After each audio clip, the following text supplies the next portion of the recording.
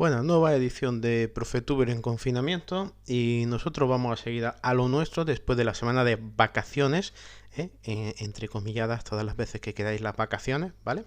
Y seguimos a lo nuestro que era, habíamos empezado con la biografía de Hitler, vamos a seguir un poquito con la biografía de Hitler y el nazismo. Lo habíamos dejado con el señor que se había hecho agente de inteligencia en 1919, le habían dado los superiores la orden de infiltrarse en uno de los partiduchos, de los decenas de partiduchos que había en la Baviera de 1919, de ultranacionalistas, opuestos a la nueva república que se había instaurado en Alemania después de que el Kaiser pues huyera directamente, dimitió, abdicó y se fue a vivir a Holanda tan tranquilo y ya está.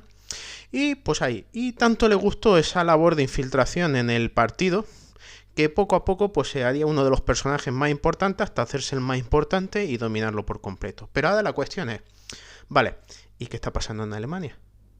¿Qué está pasando en Alemania? Porque Alemania ya sabéis que prácticamente lo que hablamos es que en noviembre del 18 sucede el armisticio.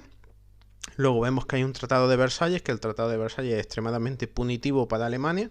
Se la culpa de todo lo habido y por haber de la Primera Guerra Mundial, unas rectificaciones territoriales inmensas y unas reparaciones de guerras a las que tiene que hacer frente sí o sí con las potencias vencedoras.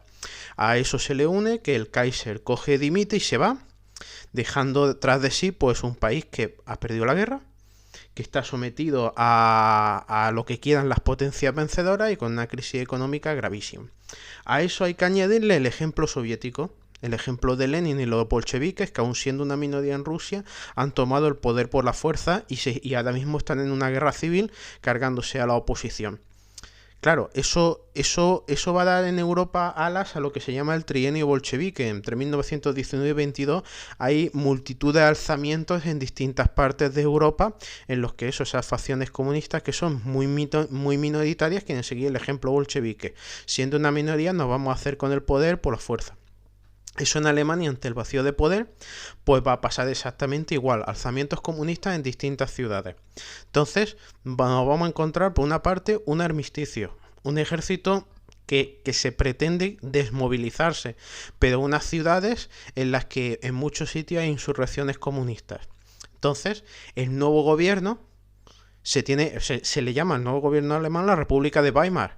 La República de Weimar porque es una ciudad balneario a las afueras de Berlín, porque no se puede reunir en Berlín porque Berlín está tomado por una insurrección comunista. Baviera, que es de lo más conservador que hay en Alemania, en Múnich se proclama la República Socialista de Baviera también. Entonces, ¿qué es lo que hace el nuevo gobierno? Pues el nuevo gobierno es utilizar el ejército. Y también se van a formar unas bandas de exmilitares que lo que van a hacer directamente es, como está el armisticio y como se está negociando la paz, como se ha firmado el Tratado de Versalles y ya no vamos a luchar, lo que vamos a hacer es volver a casa, volver a las ciudades que han sido insurreccionadas por los comunistas y vamos a sangre y fuego a devolverlas a la autoridad no comunista. Esos cuerpos, ¿cómo se les va a llamar? Son los Free Corps, es decir, ellos se van a llamar a sí mismos los cuerpos de la libertad. Los cuerpos de la libertad que son todos, pues, vienen ex soldados del frente imbuidos de ideas extremadamente nacionalistas. Y son opuestos a la nueva república, pero son aún más opuestos a las insurrecciones comunistas. ¿Y qué es lo que va a pasar? Pues que van a ir ciudad por ciudad retomándolas y expulsando a los comunistas, los que huyan y los que no son fusilados y ajusticiados en el mismo momento, ¿vale? ¿Qué tenemos de esas imágenes de los Free Corps en 1919 y 1920? Pues tenemos imágenes de soldados, cada uno con su uniforme que ha traído del frente, cada uno con su arma que ha traído del frente. Fíjate que hasta tenemos algunos tanquecitos. Y pues si veis, en todo lo que se repite es el logo la calavera y los huesitos. Lo digo porque luego lo vamos a ver en el nazismo empleado la calavera y los huesitos en algunas unidades. ¿Qué nos vamos a encontrar? Pues que las ciudades son campos de batalla donde esos ex soldados con sus propios mandos y prácticamente independientes se van a dedicar a retomar las ciudades alemanas de la insurrección bolchevique, ¿vale? Pues ahí los tenemos. Bien, la cuestión es que vosotros sabéis que Baviera que se proclama República Socialista y que el ejército de Baviera, en el que Hitler está, pues no se opone abiertamente. Esa es una época de Hitler pues un poco complicada, en la que o bien disimula, o bien se acomoda a la situación, o va navegando entre dos aguas hasta ver dónde se coloca, ¿vale? El caso es que los Free Corps al final entran en casi todas las ciudades alemanas, las retoman, aplastan la insurrección bolchevique y fin de esas insurrecciones comunistas en toda Alemania, ¿vale? Bien, la cuestión es que muchos de estos exmilitares, muchos de estos Free Corps, cuando ya acaba la lucha y vuelven, digamos, a una vida civil, se van a ver muy seducidos por el discurso de los partidos pues ultranacionalistas que están opuestos a los bolcheviques o a los comunistas, pero también a la nueva república, porque van a excusar a la nueva república de ser la causante de los nuevos males de Alemania, ¿vale? ¿Qué males hay en Alemania? Pues el mal de la Alemania es la hiperinflación. ¿Qué es la hiperinflación? Esto es muy sencillo. El dinero deja de tener valor porque el gobierno de turno decide imprimir dinero para pagar los gastos actuales. Y cuando uno empieza a imprimir dinero de la nada sin que se cree riqueza extra, al final lo que hace es que los precios, el mercado de los precios, donde se fija, que se supone que los precios están fijados por la oferta, la demanda y todo esto, pues cuando hay una demanda excesiva cuando hay una oferta excesiva de dinero sobre unos bienes limitados, los bienes empiezan a subir de valor. Empiezan a subir y a subir los precios. Y a más suben los precios, pues más sube luego la oferta monetaria.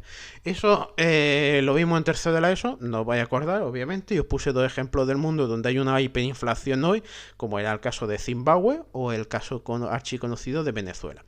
¿Por qué sucede la hiperinflación? Muy sencillo. Vamos a ver los alemanes cómo pagan la Primera Guerra Mundial. La Primera Guerra Mundial, acordaros que el pensamiento de los alemanes es esto lo vamos a ganar. Y cuando lo ganemos, nos vamos a aprovechar de los territorios conquistados y esto va a ser una guerra, va a ser un win-win. Vamos a ganar militarmente y encima vamos a ganar económicamente. Bueno, ¿cómo lo hacen? A través de deuda. En vez de subir los impuestos, pues lo que hacen ellos es directamente emitir deuda para pagar los gastos de la guerra. Por ejemplo, ¿qué hacen los franceses? Los franceses son los primeros que ponen pues impuestos directos para financiar la guerra. Por eso luego cuando termina pues tienen deuda pero no están en la bancarrota.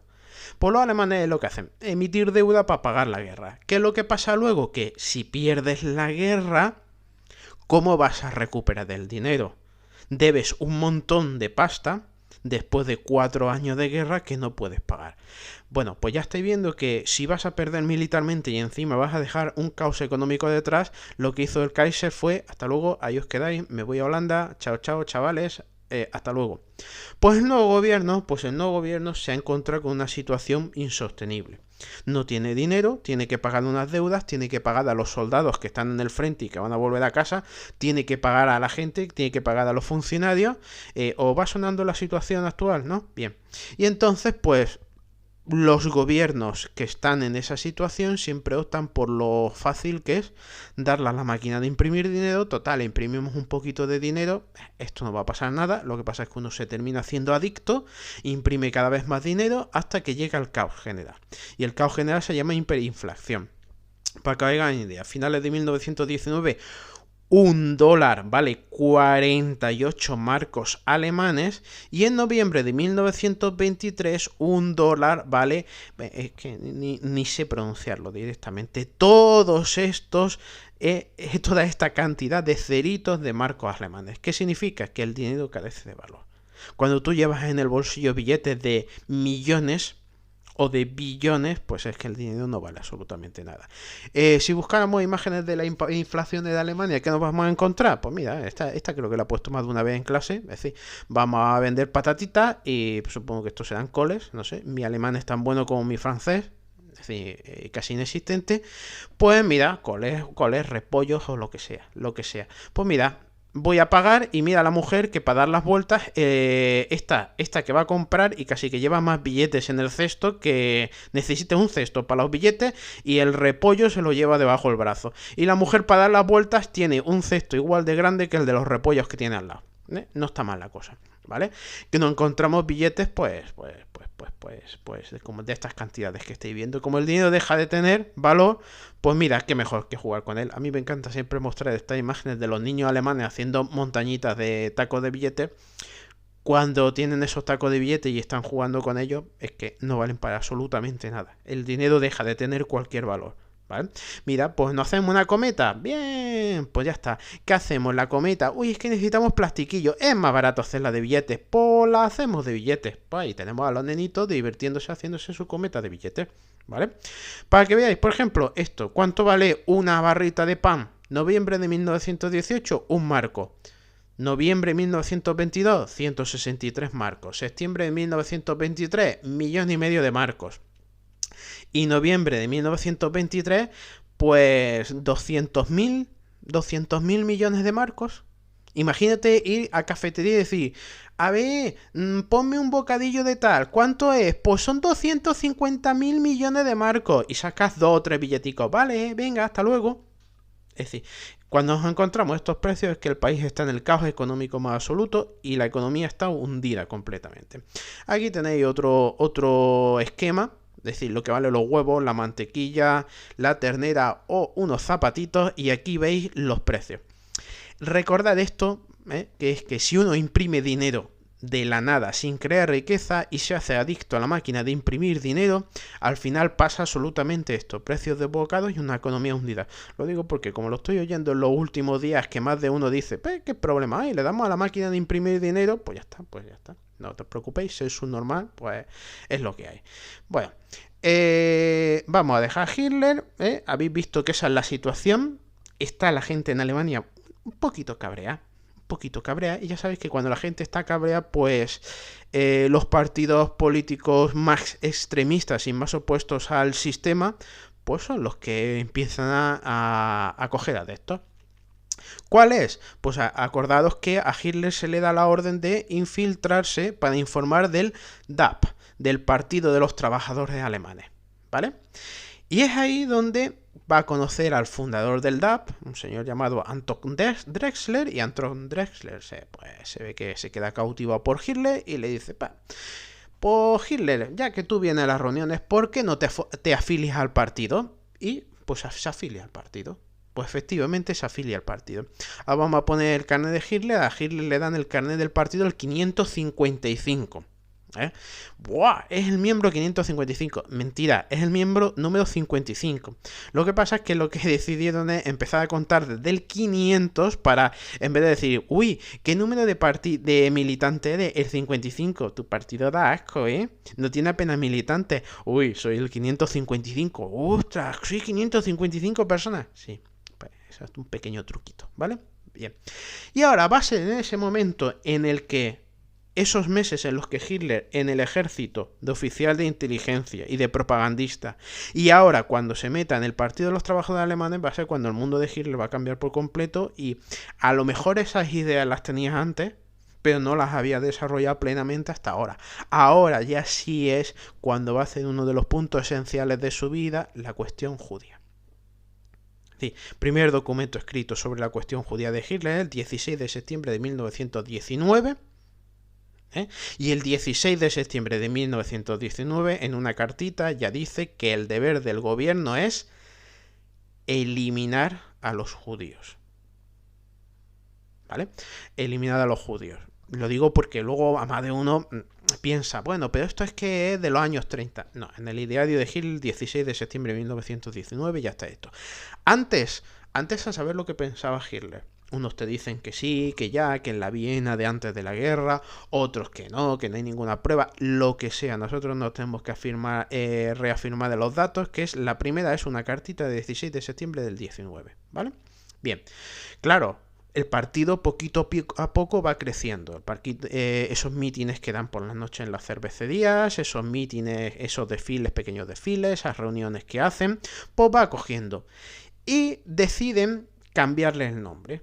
porque va creciendo y se va uniendo al partido otras personalidades y deciden que el Partido de los Trabajadores Alemanes, el DAP, va a pasar a ser el Partido Nacionalsocialista de los Trabajadores Alemanes. Y Hitler poco a poco va optando a cargo de mayor responsabilidad y va teniendo mayor influencia. Tanta influencia que es él que diseña la bandera del partido. La bandera del partido la conocía absolutamente todos, la plástica.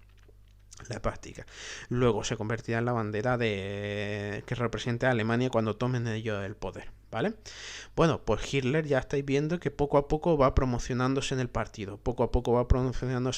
Tanto es así que, bueno, pues que cuando el ejército decida finalmente desmovilizar a Hitler, el 31 de marzo de 1920, a partir de entonces se dedicará a la política. Full time a la política. Y full time en la política con centro en Múnich. Y va a ser un movimiento, el partido en el que básicamente es Baviera, ¿vale? Bueno, pues poco a poco va adquiriendo notoriedad, poco a poco la crisis económica va hundiendo aún más en la desesperación a los alemanes y ya estoy viendo que en febrero de 1921 Hitler ya habla ante una multitud de 6.000 personas, ¿vale? Y estáis viendo que en 1921 Anton Drexler, el fundador del partido, va a dejar paso a Hitler como presidente del partido. Y bueno, pues tenemos a Hitler en 1921 que se ha hecho ya con el poder de un partido político chiquitito, eso sí, pero partido político al fin y al cabo, ¿vale? Bien, el primer acto donde Hitler va a adquirir notoriedad en toda Alemania va a ser lo que se llama el golpe de estado de la cervecería. Sí, es que a mí me encanta este nombre, el golpe de estado de la cervecería. ¿Por qué? Porque de la cervecería, mira, porque quien ha ido a Baviera, en Baviera hay enormes cervecerías que funcionan prácticamente como centros de reuniones, con grandes tablas donde allí se puede hablar o hacer reuniones de centenares de miembros mientras te tomas tu cervecita. Tu cervecita alemana es de 1 litro. Tu pedazo jarra de 1 litraco o directamente allí va la gente con su jarra de 1 litraco porque se la lleva de casa, pero tú puedes ahí hacer reuniones, puedes hacer discursos y demás.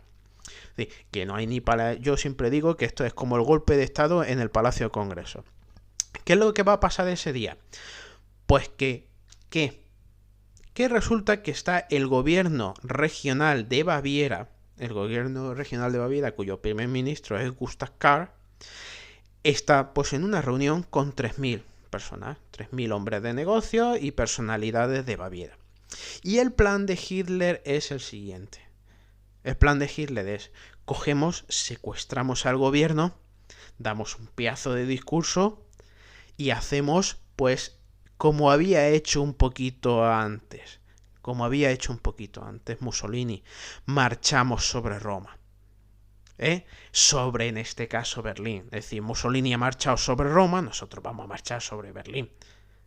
Desde Baviera, desde Múnich, se va a iniciar una revolución nacional que lo que vamos a hacer es directamente que nos van a nombrar en el gobierno y esto va a ser una revolución nacionalista en toda Alemania y la vamos a empezar secuestrando al gobierno regional de Baviera que está en una reunión con 3.000 personas más. Bien, planazo, ¿no? Vamos, secuestramos al gobierno, lo seducimos, se une todo el mundo y en Manifa, desde prácticamente Múnich, vamos a Berlín y tomamos el poder. Marcha sobre Roma 2, en este caso, marcha sobre Berlín. Bien, ¿cómo es que se siente tan seguro Hitler de hacer esto? Porque es un partidito que poco a poco ha ido ganando notoriedad, pero hombre, ¿cómo se siente tan seguro? Se siente tan seguro porque se le ha ido uniendo al partido gente cada vez más importante y tiene apoyos, aunque no se unan al partido, de gente cada vez más importante. Para que nos hagamos una idea, pues por ejemplo, personajes que luego lo vamos a encontrar y va a tener un papel fundamental en el desarrollo del partido y del nazismo. Ernst Röhm, el que será el jefe de seguridad del partido, el jefe de las SA, el jefe de las milicias armadas, se había unido ya a Hitler. Rudolf Hess, Rudolf Hess, que va a ser el compañero inseparable de Hitler y el que va a estar junto a él en la prisión después cuando lo condenen y el que va a redactar el libro de Hitler, Mein Kampf. Y Hermann Göring, que había sido un héroe de guerra, un héroe de la aviación alemana, también se había unido.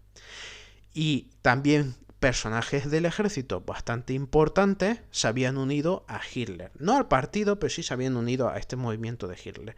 Así que, ¿qué decide Hitler? Pues nada, que con 600 hombres de la milicia armada del partido se va a coger, va a ir a la cervecería, va a secuestrar el gobierno y se va a producir una revolución nacionalista que lo aupe al poder.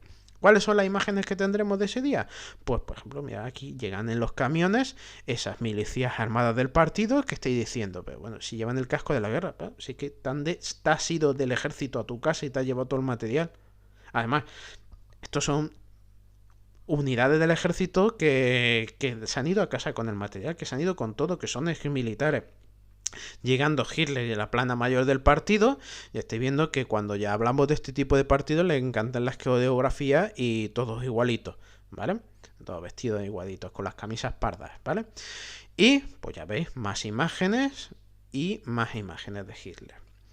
¿Cómo termina todo esto? Pues llega Hitler dando un discurso pretendiendo ganarse todas las voluntades, pero resulta que al final, pues no.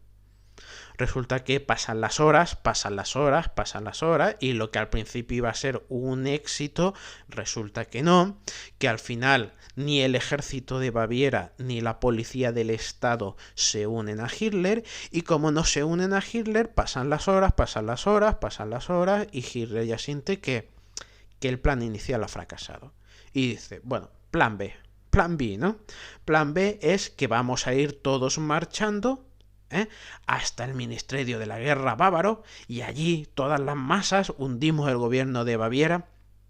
Pero cuando llegan, la policía ya se ha dispuesto en el centro de la ciudad, se inicia un tiroteo y el resultado de ese tiroteo es que 16 miembros del partido nazi y 4 policías van a morir. Hitler va a huir. Es decir, una de las cosas es que varios de los nazis que acompañaban a Hitler y que estaban junto a Hitler son heridos de bala y muertos. Hitler pues sufre una herida, pero de pequeña consideración, ¿vale?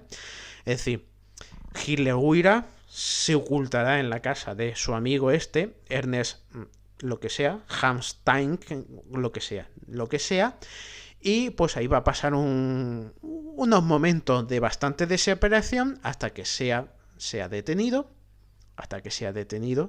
y pues enviado a prisión. Este va a ser luego un momento en el que la mitología del partido nazi la va a utilizar. Para que veáis cuando ellos toman el poder, veis aquí que esto parece una especie de edificio de la Grecia clásica, y es que cuando ellos tomen el poder van a celebrar el día del asalto a la cervecería, del día del golpe de estado, como el momento fundacional casi de las aspiraciones de gobierno de Hitler.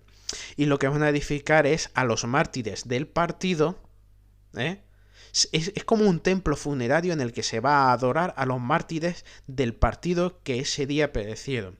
E incluso la bandera nazi, es decir, la bandera de la esvástica que llevaba uno de ellos y que quedó manchada de sangre, pues se la va a llevar, se va a exponer en este lugar y, por ejemplo, a los nuevos reclutas del partido, una de las ceremonias es ir a este lugar y jurar la fidelidad al partido y a Hitler ante la bandera manchada de sangre del fallido golpe de estado de la cervecería. ¿Esto lo podemos ver hoy? No. El ejército norteamericano lo demolió en 1947 y esta foto es de 1947. Así que nada, esto ya no lo vemos. Bueno, pues Hitler es detenido. Y se le va a juzgar por lo que es, por golpista. Bueno, pues aquí tenemos cómo se van a presentar él y sus co-conspiradores ante el tribunal. Aquí tenemos los nombres, Es decir, ¿qué os llama la atención? Que salvo Hitler y otro personaje, pues el resto se ha presentado con su uniforme del ejército. Es que aquí tenemos a un general. Aquí tenemos al señor Erich Ludendorff, que dio su apoyo al golpe. Y para los que no sepáis quién es Erich Ludendorff era prácticamente el general a cargo de todas las fuerzas alemanas en el frente occidental a finales de la Primera Guerra Mundial. Es decir, no es un don nadie. Bueno, aquí tenemos a antes lo nombra Ernest Röhm, que va a ser ese capitán del ejército alemán que se va a unir a Hitler y el que va a configurar las secciones armadas del partido, las SA.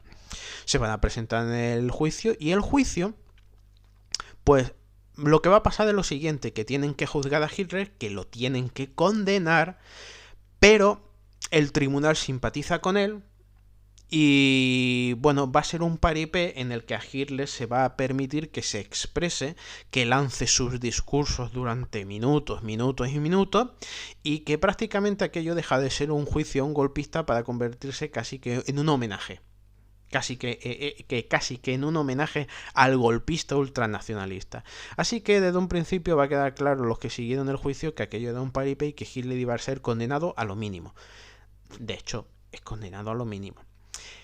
Vale, se le condena por alta traición, pero a quien se condena por alta traición no pueden ser 5 años de prisión. Se le condena a 5 años de prisión nada más y además se establece que tiene que ser en la prisión fortaleza de Landsberg. ¿Qué es la prisión fortaleza de Landsberg? La prisión fortaleza de Landsberg es un sitio que se habilita solo para los condenados por el golpe de la cervecería. Es decir, es una cárcel para ellos solos. Y es una cárcel para ellos solos en el que al final, pues directamente, que tenéis aquí en esta frase, en el que los guardias y el personal de la prisión simpatizan con ellos. Aquello es como un confinamiento en el hogar. Como un confinamiento en el hogar. ¿Qué es lo que va a pasar? Que durante ese tiempo, pues mira, va a tener visitas, se va a poder cartear con todo el mundo, va a poder escribir artículos. Si en aquella época hubiera habido internet, no os preocupéis que lo hubieran dejado el Twitter abierto, no os preocupéis, ¿vale? ¿Qué es lo que va a pasar? Que luego poco a poco la Corte Suprema del Estado de Baviera lo va a liberar de prisión el 20 de diciembre de 1924. En contra del Consejo de la Fiscalía, pero sí.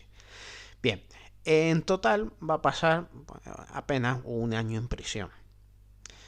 En prisión entre comillas, ya sabéis que la prisión es entre comillas. Bien, pero ¿qué va a hacer durante ese tiempo en prisión? Aparte de pues echar el rato con los colegas en la prisión, escribir y dictar, ese es el periodo de su vida en el que va a escribir su libro.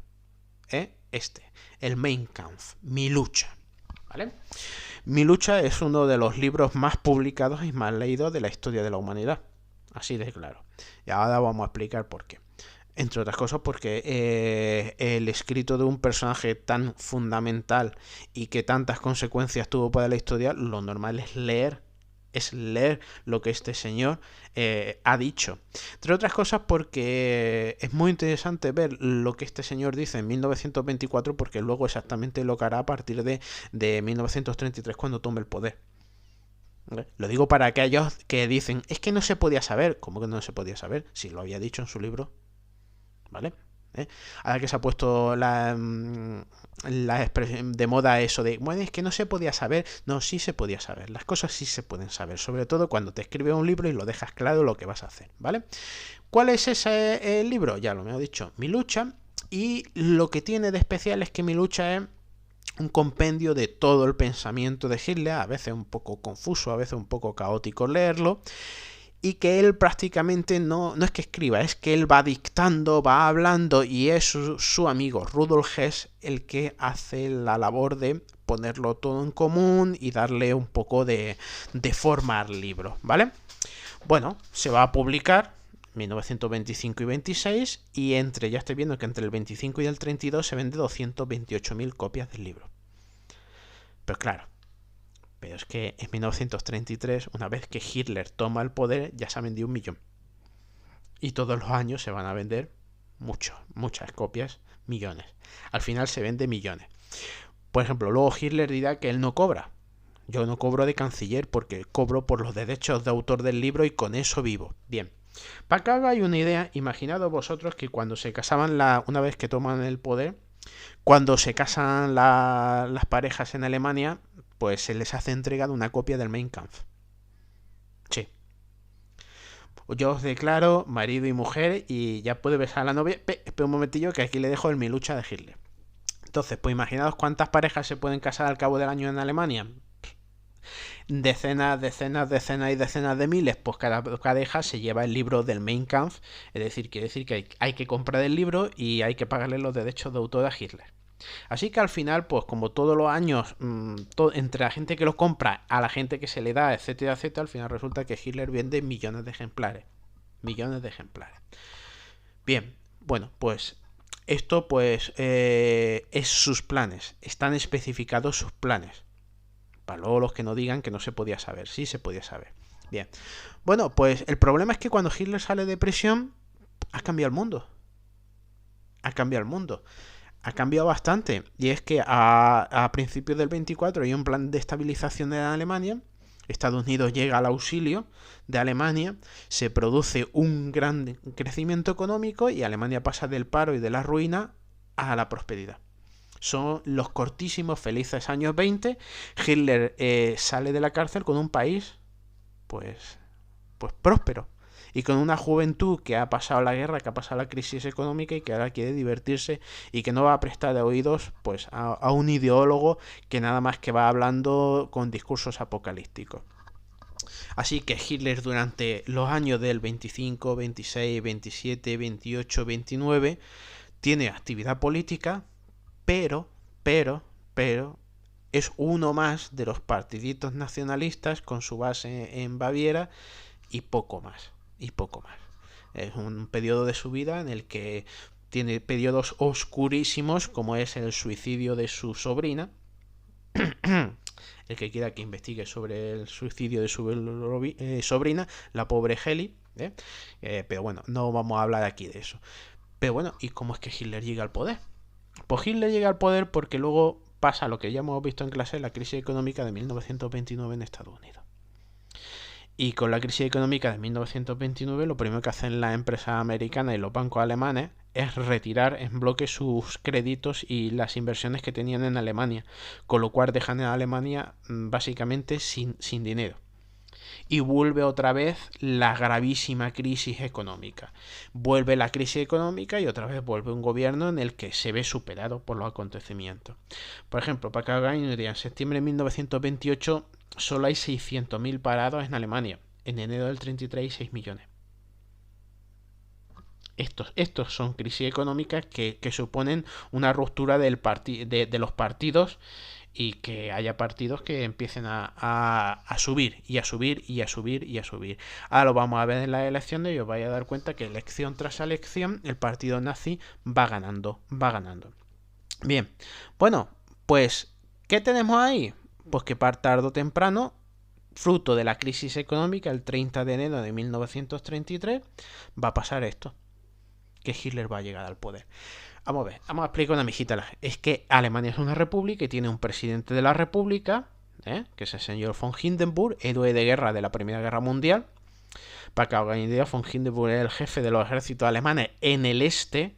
Acordados que en el oeste Alemania pierde, pero en el este echa a Rusia a patadas de la guerra y consigue sus grandes victorias. Con lo cual, bueno, pues él puede presumir que en el este Alemania sí ganó la guerra. Y aquí tenemos a Hitler, que ya lo veis tan feliz y contento que va a ser nombrado canciller de ese día.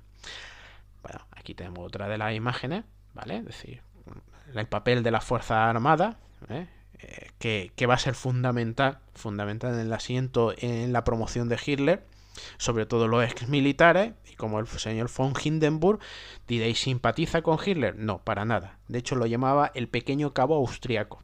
Sintió un gran desprecio por él. Lo que pasa es que al final se ve forzado por los acontecimientos. ¿Qué acontecimientos son? Las elecciones, ¿vale? Vamos a hacer un repaso de las elecciones.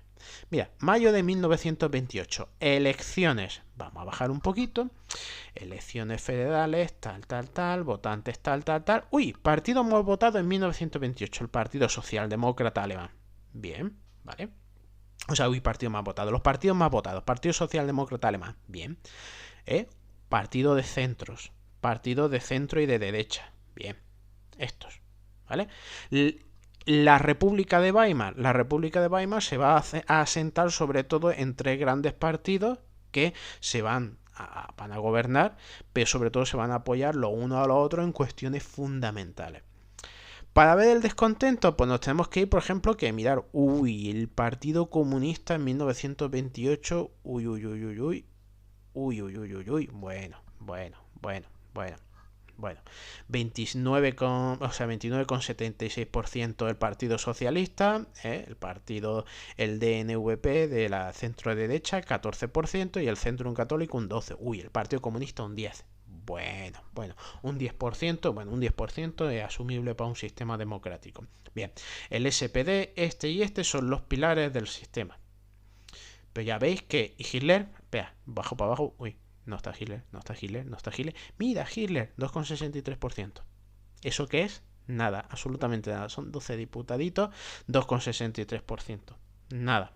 Bien, aquí tenéis la distribución en diputados. Es decir, lo que os he dicho yo, que es la base del sistema. El Partido Comunista, tiene bastantes diputados, pero en el Partido Nacional Socialista, 12, nada más, muy poquito. Septiembre de 1930, ¿qué va a pasar? Que ya ha empezado la crisis económica, ya ha empezado. Bien, ostras, aquí ya tenemos un cambio bastante importante, y es que el principal partido de la República de Weimar, el Partido Socialdemócrata Alemán, sigue en cabeza, sí, perdiendo votos. Ojo, que ha perdido un 6,3%, casi. Pero es que el partido de Hitler ha pasado del 2% al 18%. Ojito. El Partido Comunista sí ha ganado, es verdad que ha ganado. Un 10 a un 13. No es lo mismo de un 2 al 18. De un 10 a un 13 ha subido. Esta es la subida espectacular. Pero claro, estáis viendo como aquellos tres partidos que os señalaba, pues uno ya no aparece siquiera, uno se ha hundido. Y el Centrum, pues ha bajado bastante. ¿Qué habéis visto? Que se está hundiendo el centro y la derecha se ha hundido completamente y está dando paso a una derecha ultranacionalista, si la queremos llamar así. Y el Partido Socialista Alemán se está empezando a perder votos y está empezando a ganarlo el Partido Comunista Alemán. En escaños, pues ya estamos viendo como de los 12 ha pasado a 107 el partido nazi. Ojito. Bueno, julio de 1932 se ahonda aún más la crisis económica. Se ahonda más... Ahí va. ¿Qué ha pasado aquí? Pues que el partido nazi tiene un 37% del voto. Acordaros que 4 años y medio antes tenía el 2 y ahora tiene el 37% del voto. El SPD, acordaros que rozaba el 30 y ahora tiene un 21. Y el Partido Comunista tenía un 10 y un 14. Bueno, ha subido un 4%. Y el Centrum, pues ha subido un poquito, pero es que el caso es que de los otros partidos del centro y de derecha están hundidos completamente. Hundidos completamente porque el voto ha ido a parar al partido nazi. Claro, y ahora la cuestión es... Ha ganado Hitler las elecciones, pero las elecciones del julio del 32. Espera. ¿Cómo que hay elecciones en marzo del 33? Sí, efectivamente. Es que no se quiere nombrar a Hitler canciller, se intenta otro tipo de combinaciones de gobierno, al final no resultan, se tienen que convocar de nuevo elecciones. A ver si cambia un poco el panorama. Se vuelven a convocar elecciones. Y meses más tarde tenemos que el partido que vuelve a ganar, el partido nazi, esta vez rondando el 44% del voto. Ojo. ¿Vale? Y el Partido Socialista Alemán 18,25. Y el Partido Comunista 12,32. Eso sí, el Centrum ha resistido un poquito, ha resistido bastante. ¿Vale? Pero estamos viendo como el SPD pierde y el KPD pierde. Vale, pero es que estas elecciones son especiales. Ahora lo vamos a ver por qué, ¿vale? Ahora lo vamos a ver por qué son especiales las de marzo del 33, ¿vale? Ahora nos vamos a ir un poquito más atrás, a estas elecciones. Con estas elecciones, es que no se quiere nombrar a Hitler canciller, es que no queremos a Hitler canciller, pero al final, nos vamos para arriba, se le nombra a Hitler canciller, pero bueno, pero se le nombra canciller, pero con un gobierno donde no haya nazis, donde solo haya 3 nazis, ¿vale?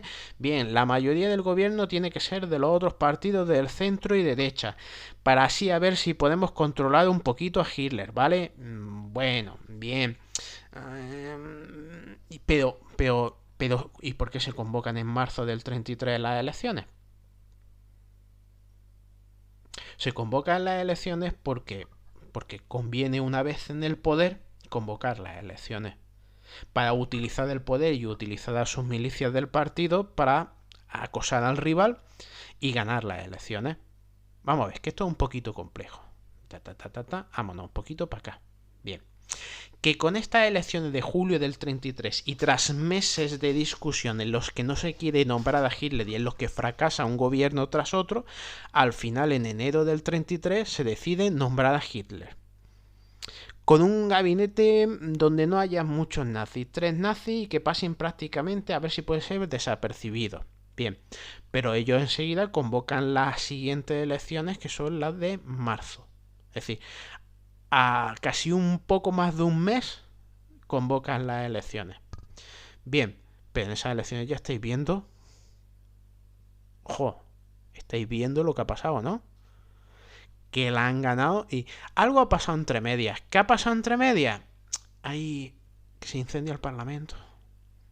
Se incendia el Parlamento. El 27 de febrero del 33, el Parlamento alemán se prende fuego. Y se prende fuego, y como todos los hechos en la historia así un poquito especiales, pues las teorías, vámonos a lo que a lo que sabemos, y es que se va a arrestar a un comunista holandés como el causante. Es decir, este señor que tenéis ahí, Marinus van der Lubbe, va a ser el que está arrestado y luego va a ser ejecutado, causante del incendio del Parlamento alemán. Bien, es decir, que unos días antes de las elecciones, misteriosamente se prende fuego el Parlamento alemán. Aquí hay de todas las teorías que queramos ver, de todas las teorías que queramos ver. Pero claro, tenemos el Parlamento incendiado, que es la casa del legislativo, donde se tienen que reunir los partidos. Pero claro, la cuestión es, ¿ha sido el comunista holandés este o ha sido una estratagema del partido nazi para hundir al legislativo y hacerse con el poder absoluto? Bueno, pues ahí os vais a encontrar historiadores que te dicen, no, efectivamente fue el holandés el que le metió fuego y luego Hitler aprovechó la circunstancia. Otros que hablan de una conspiración y que este fue el que pagó los platos rotos, ¿no? El caso es que las imágenes que tenemos de ese día, que son pues el Reichstag, el Parlamento alemán, que arde, de hecho es que se va a quedar así. Es decir, arde en el 33 y así se va a quedar en el 34, en el 35, el 36, De hecho, no es reconstruido hasta bien entrados los años 90. Es decir, que durante bastante tiempo se queda eso ahí, abandonado y en ruinas. ¿Por qué se queda abandonado y en ruinas? Por algo muy sencillo, pues porque sobre este ambiente se hacen las elecciones y cuando ya pasan las elecciones, lo que hace Hitler con esa mayoría que habéis visto antes, con ese 47% del voto, es aprobar un decreto, la ley habilitante. La ley habilitante es que como el Parlamento está quemado por un comunista y hay una especie de insurrección comunista, un temor a la insurrección comunista en toda Alemania, y como el Parlamento no se puede reunir, pues lo que vamos a hacer es el Parlamento con una mayoría nazi darle poder del legislativo durante 4 años, pudiéndose saltar la Constitución a Hitler. ¿Estáis viendo el plan, no? Primero entramos como canciller en un gobierno con muy poquitos nazis, se convocan las elecciones, en las elecciones pasa unos días antes el suceso del incendio del Reichstag, lo va a aprovechar Hitler y sobre ese ambiente de que hay una insurrección comunista que le han metido fuego al Parlamento y con las milicias del partido, las SA, acosando a la oposición, se hacen las elecciones en las que consiguen el 47% del voto. Consiguió el 47% del voto, votan, da la ley habilitante en la que se le da plenos poderes a Hitler. Y a partir de entonces se puede saltar la Constitución, controla el legislativo, controla el ejecutivo. Al poco muere Hindenburg, el presidente de la República, y por referéndum Hitler es elegido presidente. Y ya para que cortarte directamente, luego prohibirás todos los partidos políticos y solo puede quedar legal en Alemania el partido nazi. Y así es como se hace una dictadura. Llegando al poder y utilizando el poder para eliminar a todos los demás y quedarte como partido único. Bien, estoy diciendo que ya había estudiado dos métodos de llegada al poder. Tenemos la insurrección de Lenin, que siendo una minoría consiguen mediante la violencia indiscriminada hacerse con un país al completo e instalar una dictadura totalitaria. Y luego tenéis Hitler, que tras el fracaso primero de su golpe de estado, el de la cervecería, decide que va a utilizar los mecanismos de la democracia, es decir, infiltrarte en el Parlamento, llegar al Parlamento, conseguir mayoría en el Parlamento y desde el Parlamento hundir al legislativo, concentrar todos los poderes en el ejecutivo y gobernar de forma totalitaria. Dos formas de establecer dos sistemas dictatoriales totalitarios, dos formas diferentes de empezar, dos formas de continuar y de mantenerse en el poder. Y luego los siguientes apartados del régimen nazi para el siguiente vídeo, que este ya ha salido 45 minutos con 35, esto ya ha salido demasiado, pero bueno, venga, pues un saludo y hasta el siguiente vídeo.